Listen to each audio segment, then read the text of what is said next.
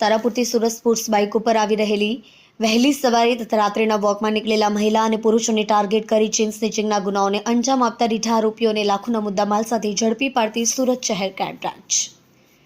નાયબ police commissioner Surat શહેર નાઓએ શહેર વિસ્તારમાં બનતા ચેઇન સ્નેચિંગ અને મોબાઈલ સ્નેચિંગના ગુનાઓને અટકાવવા અને આવા પ્રકારના ગુનાઓ આચરતા આરોપીઓને ઝડપી પાડી ગુનાઓનો ભેદ ઉકેલી કાઢવા જરૂરી સૂચનાઓ કરવામાં આવી. જે અનુસંધાને ક્રાઇમ બ્રાન્ચ ચેઇન સ્નેચિંગ સ્કોડના પોલીસ સબ ઇન્સ્પેક્ટર નાઓના ટીમના માણસો સાથે અગાઉ ચેઇન અને મોબાઈલ સ્નેચિંગના ગુનામાં પકડાયેલા આરોપીઓની માહિતી મેળવી તેઓ ઉપર નજર રાખી બનેલ બનાવોની ગુનાવાળી જગ્યાઓની વિઝિટ કરી ટેકનિકલ અને હ્યુમન ઇન્ટેલિજન્સ સર્વેલન્સને આધારે વર્કઆઉટ હાથ ધરવામાં આવ્યું. દરમિયાન મળેલ ચોક્કસ બાતમી હકીકતને આધારે Adajan LP Savani road TGB સર્કલથી સૌરભ ચોકી તરફ જતા રોડ ઉપરથી આરોપીઓ અશોક ઉર્ફે નિકુંજ ઉર્ફે નિકલો ઉર્ફે મિતેશ રામજીભાઈ બેલદાર ઓડ ઉંમર 27, મહાવીરસિંહ નટુસિંહ ચૌહાણ અને ઉદયસિંહ ઉર્ફે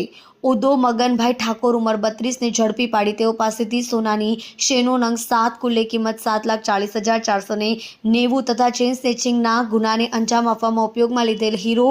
ક્રિઝમાં મોબાઈલ સાયકલ GJ5 KJ 0969 કિંમત ₹50,000 મળે કુલ ₹7,90,490 મત્તાના મુદ્દામાલને કબજે કરી તેઓ વિરુદ્ધ કાયદેસરની કાર્યવાહી કરવામાં આવેલ છે. આરોપી અશોક ઉર્ફે નિકુંજ સન 2005 થી 2015 સુધી સુરત શહેરમાં રહી ચૂક્યો છે. આ સમયગાળા દરમિયાન ચેઇન સ્નેચિંગ મોબાઈલ સ્નેચિંગના ગુનામાં પકડાયા બાદ પોતાના વતનમાં